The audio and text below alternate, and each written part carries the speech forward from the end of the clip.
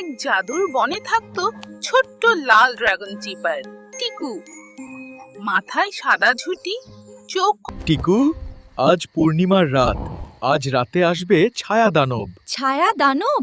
হুহ, আমি মোটেই ভয় পাই। রাত গভীর হলো, চাঁদ উঠল আকাশে। এত অন্ধকার কেন? কিছু একটা নড়ছে ওখানে।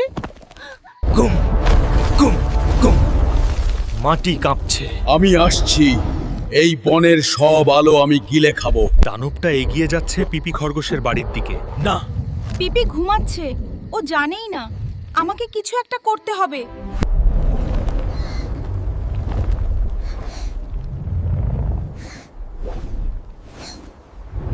আমি ভয় পাচ্ছি, কিন্তু আমি পিছিয়ে যাব না। বুকের ভেতর থেকে বেরিয়ে এলো সাহসের আলো। সাবাস টিকু, সাহস মানে ভয় না পাওয়া নয়। সাহস মানে ভয় পেয়েও এগিয়ে যাওয়া।